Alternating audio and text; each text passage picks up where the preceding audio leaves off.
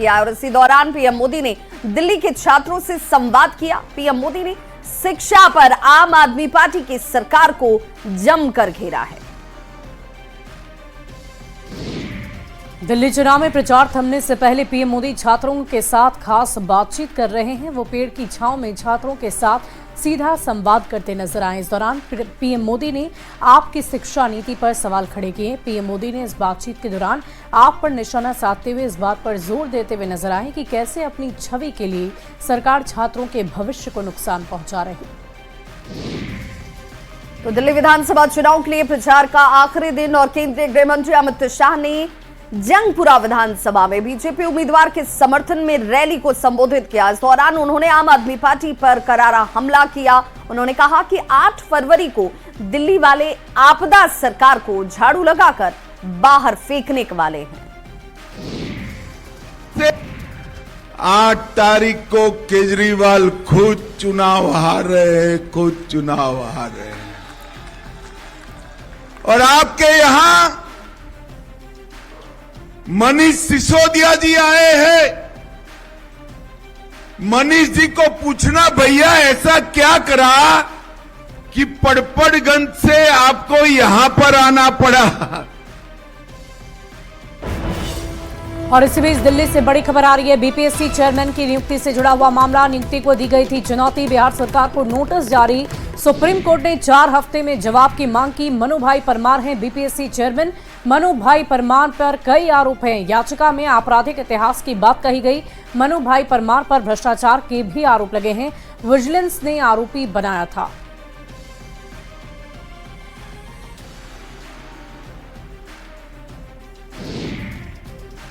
प्रयागराज महाकुंभ में हुई भगदड़ के मामले में दाखिल जनहित याचिका पर सुप्रीम कोर्ट में सुनवाई हो रही है और सीजेआई संजीव खन्ना और जस्टिस संजय कुमार की बेंच इस मामले की सुनवाई कर रही है। याचिका में मौनी अमावस्या के दिन हुई भगदड़ पर स्टेटस रिपोर्ट और जिम्मेदार अधिकारियों पर कार्रवाई की मांग की गई है।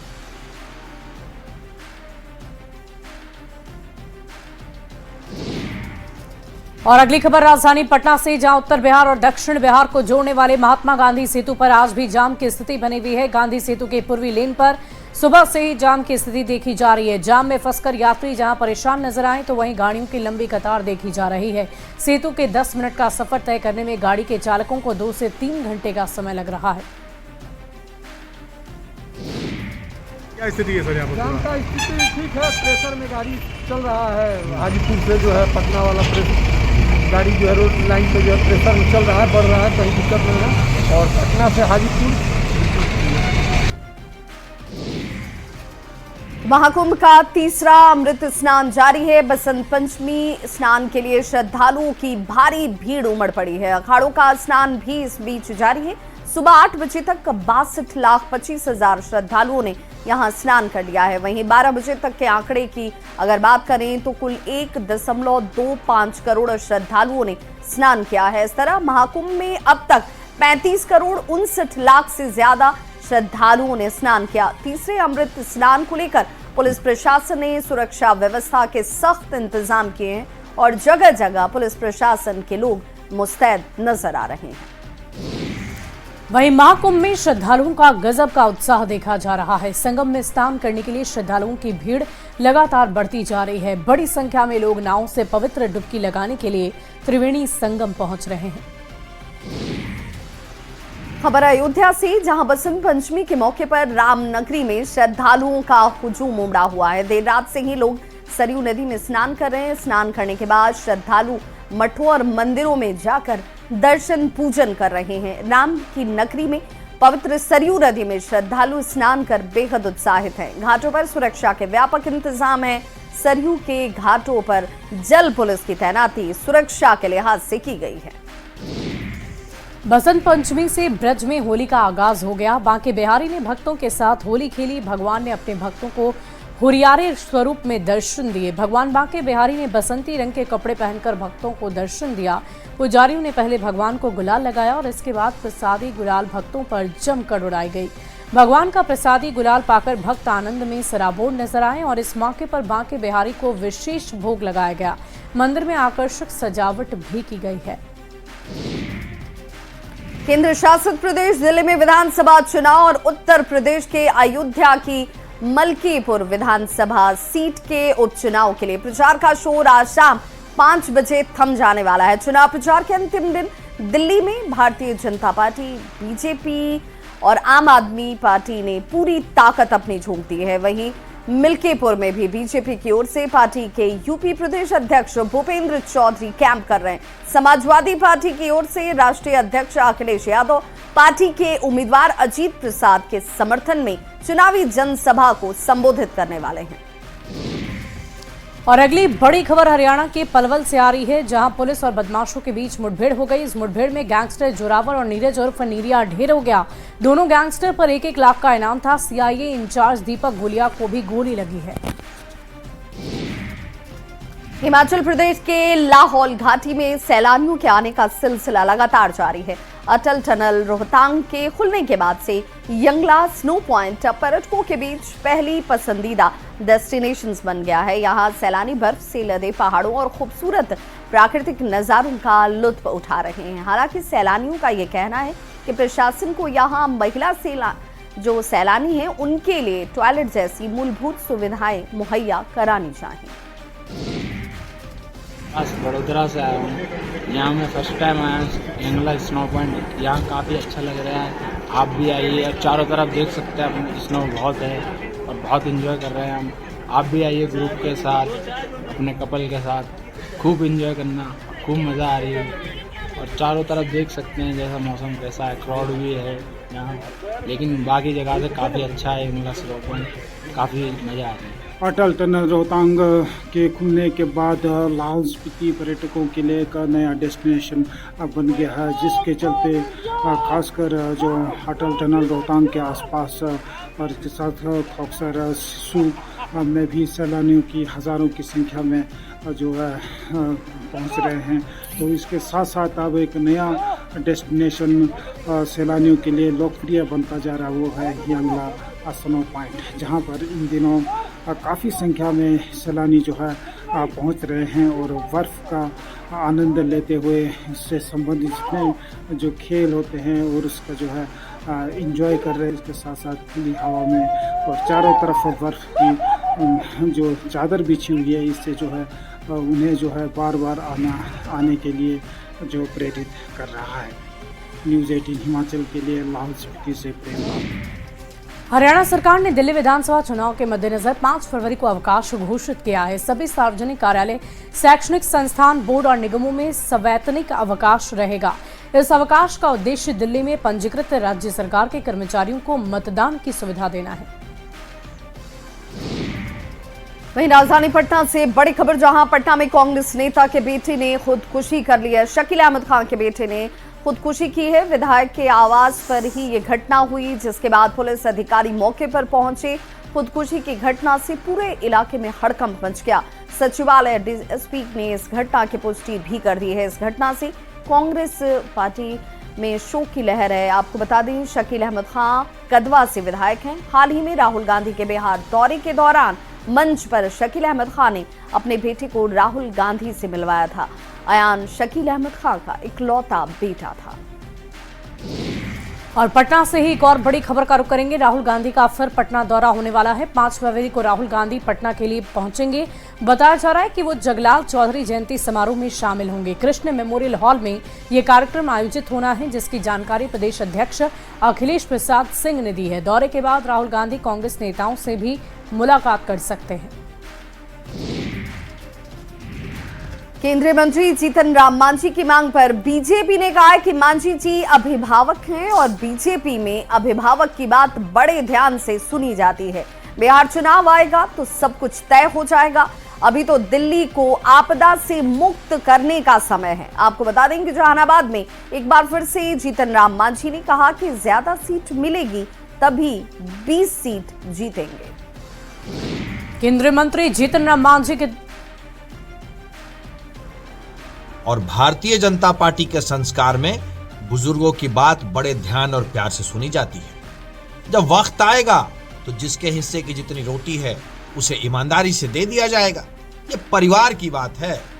परिवार में मांग तो करते ही रहते हैं लोग, और परिवार में जब वक्त आता है तो जिम्मेदारी और ईमानदारी के साथ जिसका जितना होता है, जो जिसका हिस्सा होता है, उसे वो हिस्सा ईमानदारी के साथ दे दिया जाता है। और वहीं केंद्रीय मंत्री जीतन राम मांझी के द्वारा सीटों की मांग पर जेडीयू ने कहा है कि मांझी एनडीए के वरिष्ठ नेता है और ये मांग मीडिया के बजाय उन्हें एनडीए में रखनी चाहिए। साथ ही जेडीयू ने उन्हें नसीहत दी है कि एनडीए में अनुशासन बनाकर रहना चाहिए। आदरणीय जीतन राम मांझी एनडीए के वरिष्ठ नेताओं में से एक हैं। मीडिया में बयान देने के बजाय एनडीए की बैठक में चर्चा करेंगे तो ज्यादा बढ़िया रहेगा, क्योंकि एनडीए अनुशासित गठबंधन के रूप में पदस्थापित है और एनडीए में अनुशासन की अपनी एक सीमा है। उसी सीमा में एनडीए के विभिन्न घटक दल के लोग सीटों की बंटवारा से संबंधित अन्य फैसलों से संबंधित चर्चा कर अंतिम निर्णय लेते हैं। सीबीएसई 10वीं और 12वीं बोर्ड परीक्षा का एडमिट कार्ड जारी कर दिया गया है। केंद्रीय माध्यमिक शिक्षा बोर्ड यानी कि सीबीएसई ने आधिकारिक वेबसाइट परीक्षा संगम पोर्टल पर एडमिट कार्ड को जारी किया है, लेकिन स्टूडेंट सीधे चेक या डाउनलोड इसे नहीं कर सकते। एडमिट कार्ड डाउनलोड करने के लिए स्कूल हेड सबसे पहले सीबीएसई की आधिकारिक वेबसाइट cbse.government.in पर जाएंगे और परीक्षा संगम पोर्टल पर क्लिक करें और फिर कंटिन्यू चुनें। इस पेज पर स्कूल गंगा टैब पर क्लिक करना होगा और प्री एग्जाम एक्टिविटीज और फिर admit card centre material for main exam 2025 tab पर आपको क्लिक करना होगा और क्लिक करते ही लॉगिन पेज खुल जाएगा और यहाँ school head log in credential दर्ज करके स्टूडेंट्स के लिए एडमिट कार्ड डाउनलोड कर सकते हैं। बिहार के पहले डबल डेकर पुल का जल्द ही उद्घाटन होने वाला है। करगिल चौक से लेकर एनआईटी तक डबल डेकर पुल को तैयार किया जा रहा है और जिससे अशोक राजपथ में लगने वाले जाम की समस्या खत्म हो जाएगी। पहले चरण में कारगिल चौक से पटना कॉलेज तक डबल डेकर पुल को भी तैयार किया जा रहा है और पुल के ऊपर पिचिंग का काम भी लगभग पूरा हो चुका है।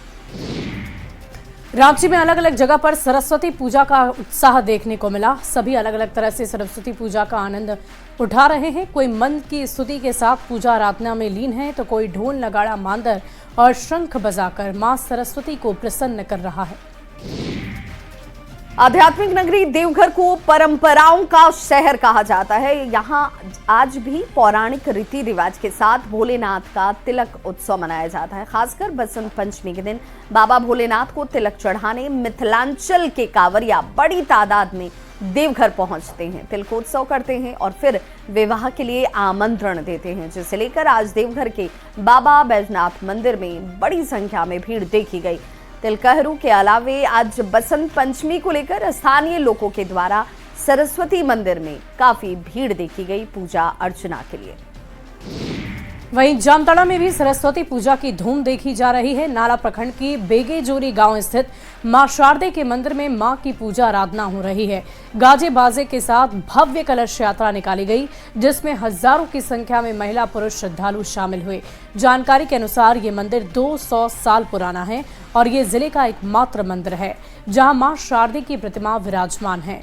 यहाँ मां सरस्वती के साथ मां लक्ष्मी, मां भगवती की भी पूजा आराधना की जाती है।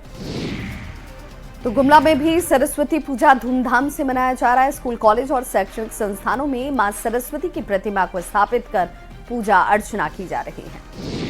वहीं बसंत पंचमी के पॉलिटिकल कनेक्शन पर बाबूलाल मरांडी का बड़ा बयान आया है। न्यूज 18 से खास बातचीत में उन्होंने कहा कि मां सरस्वती का हंस बुद्धि और विवेक का प्रतीक है।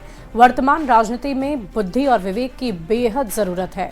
मां सरस्वती की वीणा आपसी तालमेल का परिचायक है। घूसपैठ सिर्फ राज्य का नहीं बल्कि राष्ट्रीय मुद्दा है। जमशेदपुर में एसएसपी, ग्रामीण एसपी और सिटी एसपी की ओर से अनोखी पहल की शुरुआत की गई, जिसके जरिए क्राइम कंट्रोल के साथ पुलिस अधिकारियों का मनोबल भी बढ़ाने का काम किया जा रहा है। इसके जरिए अपराधियों की सफाई के साथ ही थानों की सफाई पर पुलिस अधिकारियों को सम्मानित किया जाएगा। रविवार से इस पहल की शुरुआत की गई है। जिस पुलिस अधिकारी ने इसमें अच्छा प्रदर्शन किया, उन्हें एसएसपी ने सम्मानित कर उनका मनोबल बढ़ाया है। जारी किया गया और सर्वोच्च स्थान हमारी कोवाली थाना को प्राप्त हुआ। तो कुछ थानों ने कोवाली, पटमदा, बर्मा माइंस इत्यादि ने बहुत बढ़िया काम किया, तो उनको प्रथम, द्वितीय और तृतीय पुरस्कार से भी नवाजा गया है। और बाकी थानों को भी प्रेरणा मिल सके, इसलिए उनके साथ भी जो एक पीपीटी थी कि किस प्रकार से चेंजेस लाए गए, वो शेयर किया गया है। तो स्वच्छता बनाए रखना एक महत्वपूर्ण कार्य है, अपने परिवेश को साफ सुथरा रखना बहुत ज़रूरी है।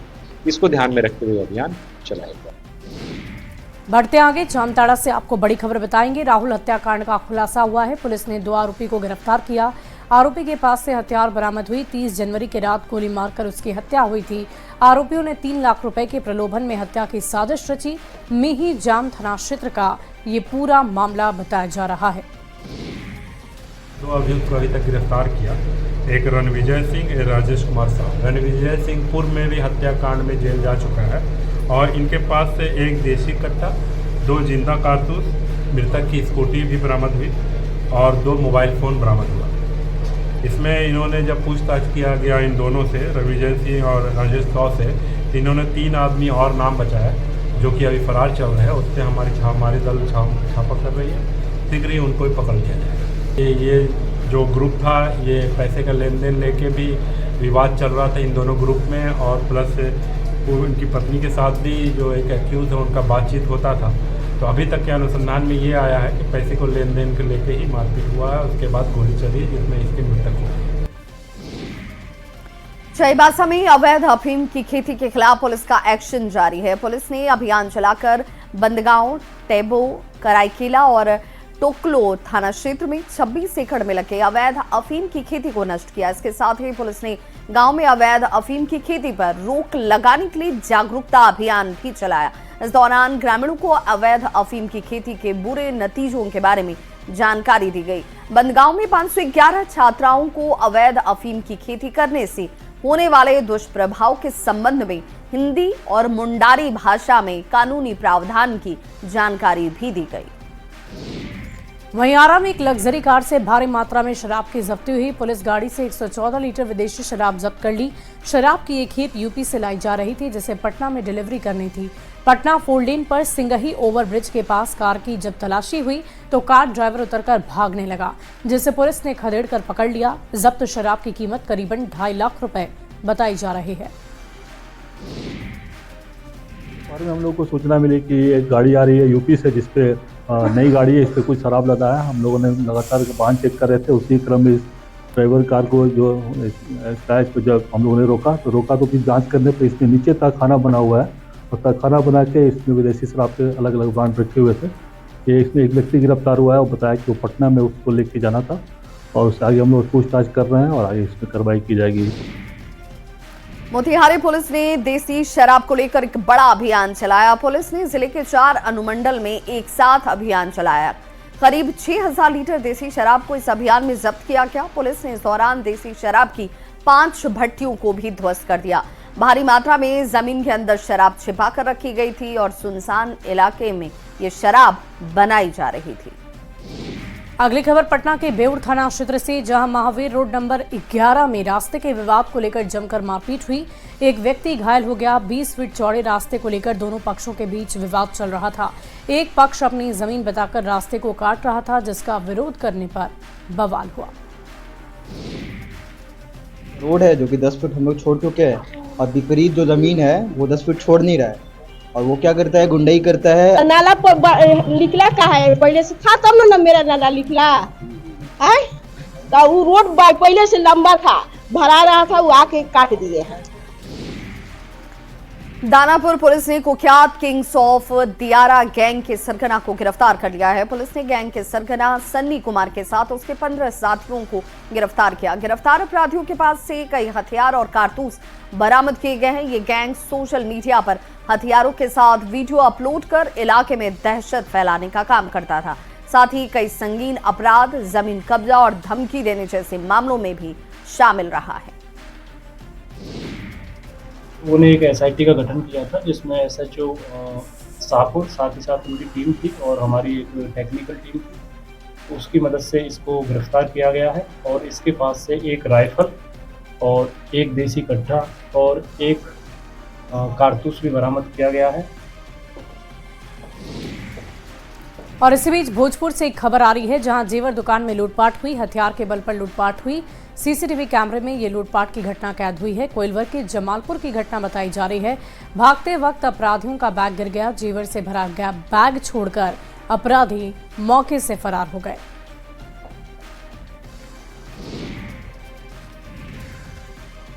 तो दमोह के जागेश्वर नाथ धाम में भगदड़ मच गई और इस दौरान 4 महिलाएं और एक बच्ची दबने की वजह से घायल हो गए। सभी को इलाज के लिए जिला अस्पताल में भर्ती करवाया गया।